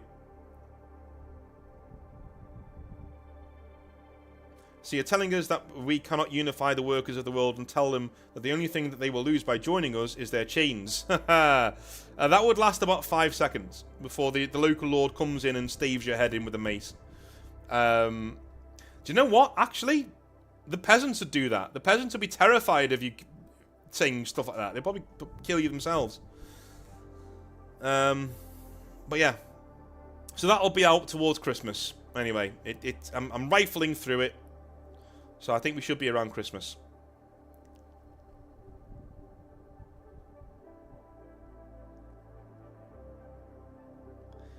Exactly, yeah. There's nothing wrong with your world when you're writing having an internal logic. In fact, most worlds revolve around that. It's the very reason why I can very rarely get involved with Dungeons and Dragons, Forgotten Realms, Destiny, you know, the not Destiny, Divinity, you know, Divinity, Original Sin. I can't really get involved in those worlds because they don't take themselves very seriously. It's like, what am I? I'm a skeleton man. Ha ha ha. You're a skeleton man. Yeah. Right. How does that work? Well, I'm a skeleton. Ha ha. Okay. Right. What are you? I'm a lizard man. Right. And how does that work? We're just lots of lizards. And we're in deserts. Okay. Cool. Do you want to talk to a chicken? No, I don't. I'm going to uninstall this game, thank you. Because you don't take your world very seriously. And if you don't take your world very seriously, I don't take it very seriously either. You know? You can have levity, you can have fun, no problem. But your world needs rules and boundaries. Internal boundaries and rules. To make other people believe it's a real place. If you just sit there and say, "Do you want to talk to a chicken?" No. No. Don't be retarded. Yeah. Ah, no, I know, I've got you there. I've got you there. I knew somebody would bring up magic. I was waiting for that. Right. Magic in this setting is drugs. Literally. Literally. So, dragons in this setting were created by a dark god. Right? And the actual god of our setting, you know, the big man, the maker, the good one, he's dead, right? So his magic's gone from the world, or at least very warped. The outsider, though, is still around. He's a draconic god living beneath the ground, right? And his magic's still there. And the way we become mages in the setting is we find dragon corpses, we eat their flesh, we drink their blood, and we grind down their bones and we snort them. Right? That's how you become a mage in the setting. And you've got to keep doing it, so you become addicted to it. It's very, very, very addictive. And so basically, the mages of this setting are unstable crack addicts. That's what they are. Essentially. And it gets worse and worse and worse and worse and worse until you actually, you know, turn on your own or die of vicious magical tumours that are riddling your body. And it guarantees an early death, but my god, are you powerful before then? That's how magic works. And of course, people are very afraid of people like that. So, you know, you might get lynched before your time. But that's how magic works. So even then, there are internal rules.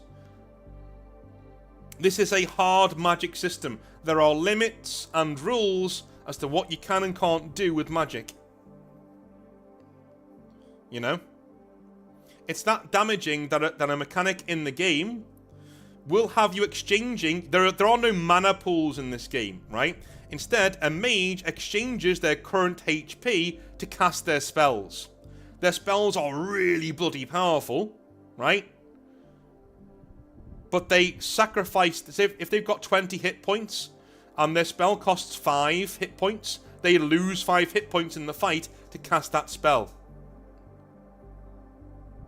Yeah? Exactly.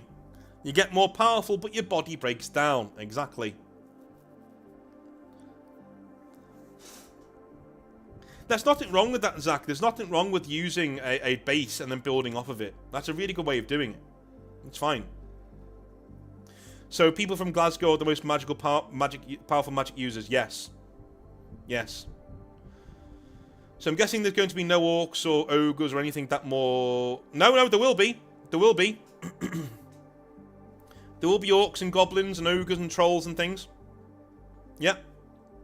Yep, because, again, there are certain things that people legitimately thought did exist in the real world. Orcs, goblins, elves. Our cultures literally thought they existed and told stories about them. So they will be in the setting, yes.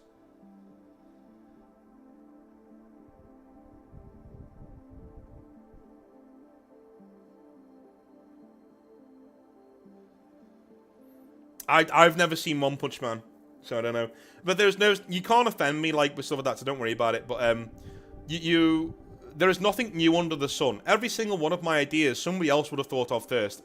But I don't care. I just don't give a shit. I'm enjoying writing it, so it's going to be, you know. So you could become something like a drug dealer. Yes, there are actually people like that in the world. Yes. Yes, there are drug cartels in the world. Medieval drug cartels. I shit you not. In fact, the church has its own leashed mages that protect the church. And the way they keep them under control is they control the dragon dust supply.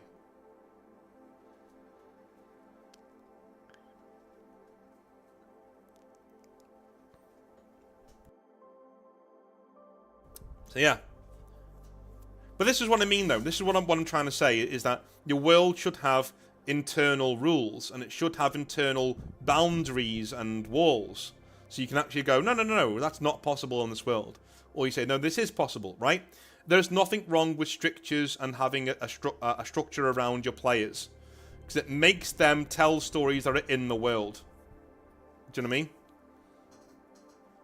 Just saying they can do anything... It's kind of like, do you know why writing 40k lore is intimidating? Because you can do anything you want.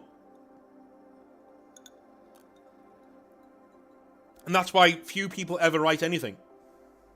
Because you can do anything you want, so what's the point? You know? Now, if you have more rules and strictures and what you can and can't do in the world, that makes me want to write in there more. In fact, Brandon Sanderson, I don't always agree with him as a writer and an author. I think he's great. I think he's a great person, but, like, you know... he said something really interesting when it comes to magic. And I extrapolate this to entire worlds that you're creating, right? And he said, a magic system in a setting is only as interesting as its limitations.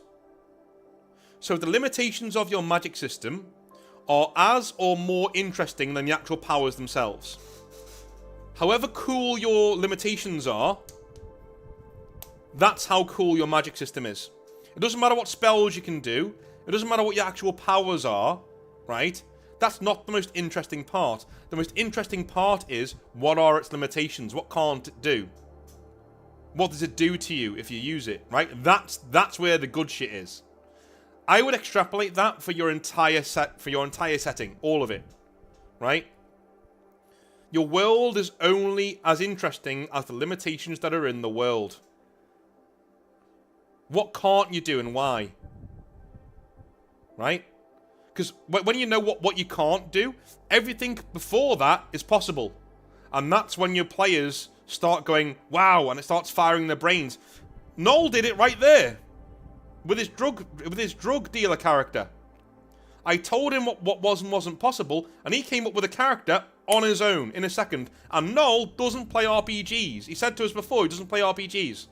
But look what happened there. I introduced strictures to him and limitations to him, and within that framework, he created a character. That's cool, you know?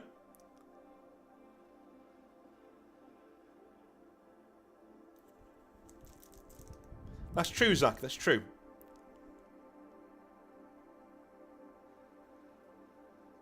Oh, no, I didn't mean you were trying to offend me, Faust. That's not what I was saying, mate. No, you misunderstood me. You misunderstood me. I was getting in front of that train in case you thought I may be offended. No, I know that's not what you were trying to do. You were just pointing out a similarity. Which everybody does, by the way. Whenever I've said anything that I've ever come up with, somebody always says, oh, that sounds like that thing from that thing that I like. It's like, well, good. That means you want to buy it. You know. How are the gods in the setting? Are they like the ones in real world, or are they like the ones from Fear and Hunger? They're like the ones from Fear and Hunger. In fact, if you want to know what the art style is going to be like, look at Fear and Hunger. But they're very much like that. Yes.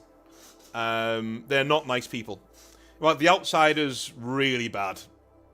Like, you know, demon rapey dragon god is what he is, and you want to stay as far away from him as possible. He's also the god of necromancy as well, which isn't great. But the Abrahamic god, the Maker's gone from the world. He was murdered by his own side when they were fighting against the outsider at the beginning of time. But that's lore. We're going too far in now. I don't want to go that far in because I'll be here all night. That's what she said.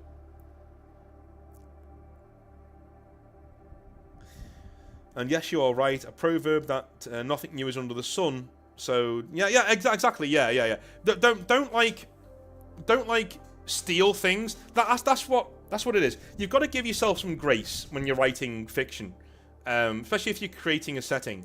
Give yourself some grace. Know that whatever you come up with has probably already been thought of by somebody else. But as long as you put your own twist on it, your own spin on it, and you've got your own thing going on, you're okay. You're fine. You know what I mean? Like, I've given myself grace and ripped wholesale ideas from other settings, you know?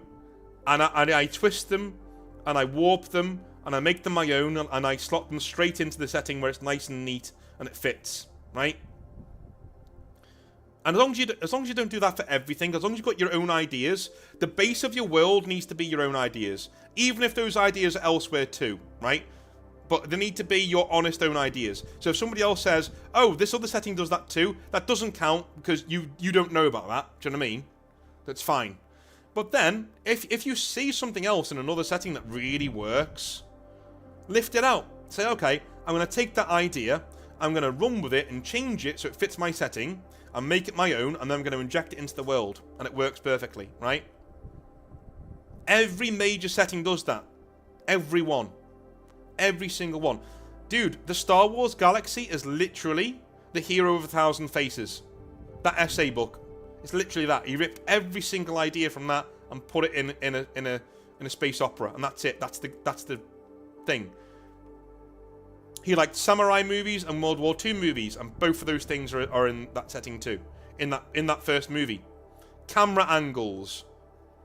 It's all samurai and World War II movies that George Lucas liked. Sort of like, before I even knew what Warhammer was, I was playing with Green Army men, rolling D6s for hits and saves. Exactly. That's completely right, Zach. Completely right. Yeah, don't ever be intimidated by coming up with your own ideas. I did this for ages. I wasted so much time. Yeah, I'd get some part into a setting I was writing, realize it wasn't as new and, you know, unique as I thought, and I'd stop writing it and go do something else. No. As long as your setting has your own ideas in it, that's your voice, man. You're coming up with that. You know? And good writers are good stealers. That's what good writers are. They have 70% of the world as their own ideas, even if those ideas are found elsewhere. They're still their own honest ideas. But the other 30% is stuff that they've read, and that they've seen, or they've played. You know? The way that I sold this to my agent, the way that I sold Oathbound to my agent, I said, yeah, dude, you played Ghost of Tsushima, right? He was like, yeah. I was like, okay, cool.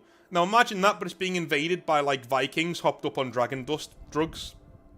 He was like, what? That sounds cool. I was like, yeah, that's what the setting is. Right? I've used a game that this guy likes, that I like. That's what the world looks like that you're playing in. It looks like that. You know? But it's being invaded by Nordic dudes in really cool armor, right? They're coming in and they're bringing ice magic with them and shit like that. And there's demons everywhere, breaking through the walls of reality, and there's dragons forcing their way up from the ground because that's where they live, and they're breaking free of their chains that they were chained beneath the ground. The reason why there's so much volcanic activity in this world is the dragons are beneath the ground, chained up by the Maker, and they're raging and trying to get out, melting the rock down there. Right? And before you know it, you've got an entire setting. You're there, and you're 10, 15,000 words into a setting, and you're not slowing down. You know?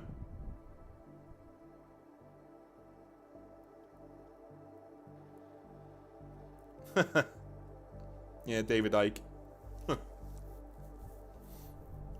But you know what I'm saying? That's how I sold it to him. That the world is Ghost of Tsushima. You have a samurai society there, just like Ghost of Tsushima. Throw in Resident Evil, because we've got demons and body horror with like zombies and things like that, right? Throw in that.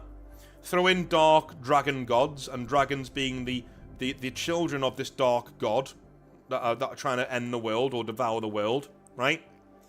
And then throw in, draconic inspired Vikings who are coming down and trying to, in desperation, they're trying to take over this part of the world from the Japanese people who are already there, because there's nowhere else to live. The dragons have defeated everywhere else. They've eaten everything else. It's the only place where we can go. And then put a mercenary company in that world and have them try and survive. That's the setting.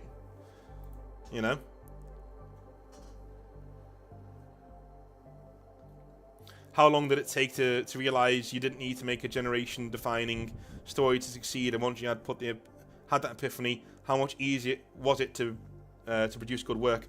I'm gonna say about 10 years. About 10 years. About 10 years of me writing a lot. About 10 years. And then and I only came to that realization sometime last year. And I stopped. So the first thing I did, Zach, right? I became very unproductive. I came to that realization and I stopped. I stopped all work. I was like, whatever I'm working on, stop. I deleted most of it. I'd play around with a few ideas. I'd write a bit of a setting here, a bit of a rule there. I'd keep my skills sharp, but I wouldn't really do anything for a long time. And then about a year, as we got in towards the summer, I finally sat down with my agent. I finally got a literary agent who was happy enough to hear me out. And we had a little talk. And he said, listen, do you have a magnum opus in mind? And I said, yes. He said, good, forget about it. Forget about it. You're not writing it. At least not with me. Right? Because I've got to market you to people, and I can't do it as a first-time writer if you come to me with a 700-page behemoth. Nobody will buy that shit. Okay? Figure out a decent idea that you think is interesting, and write a small role-playing game to do with that idea. So that, he said, finish something.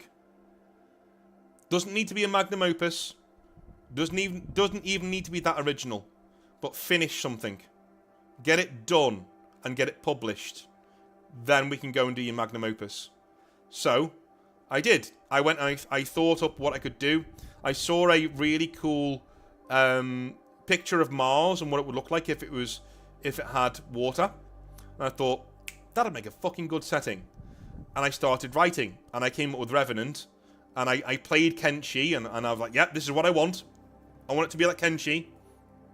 And I want it to be like, other things that I like. And I injected it in and I made Revenant.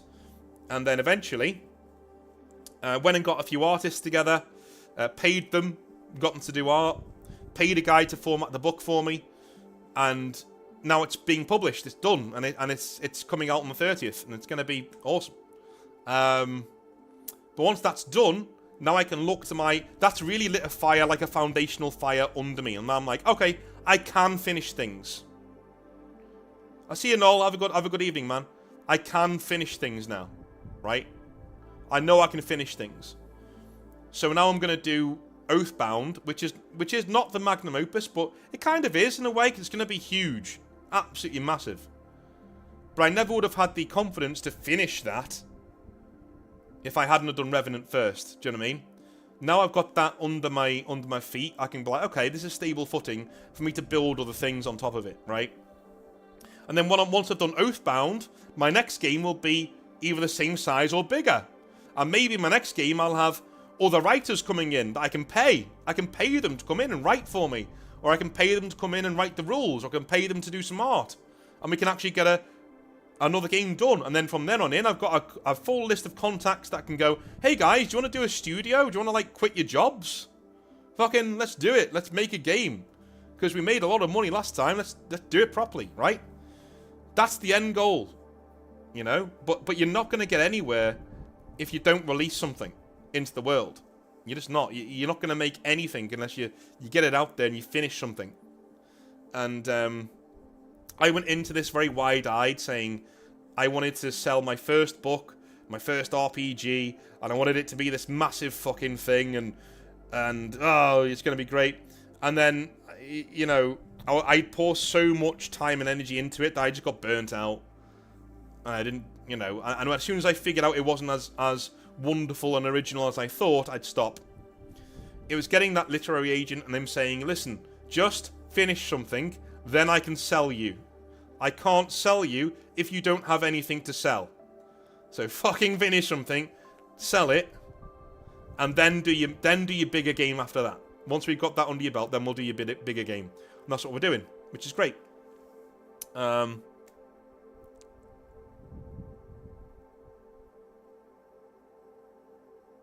Yes, Faust. Yes. It's not in Japan either. It's inspired by Japan. You know, because you don't really see it that often as a thing. But yeah, it's inspired by Japan, but it's not Japan. But yes, they will be quite xenophobic and quite arrogant about other races and things like that. Yes. Bushido culture will be in it. Yes. Yes. Anyway, I'm going to head off because I'm going to go and make some dinner for me and the lovely missus. So, I love you a long time. I will speak to you tomorrow for some more Hobby Nightmares. Tomorrow's Hobby Nightmare is Games Workshop manager Brotherhood saves new manager from tyrannical trainer. Yes, that is Games Workshop managers being the good guy in a story. Would you believe it? I know. I'm very excited about it. And then on Tuesday, we will be doing a 40k rant titled Warhammer 40,000 is not compatible with the modern world.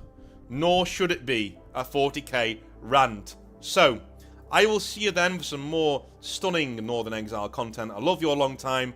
Have a wonderful rest of your Sunday, and I'll speak to you soon. Have a good one. Bye now.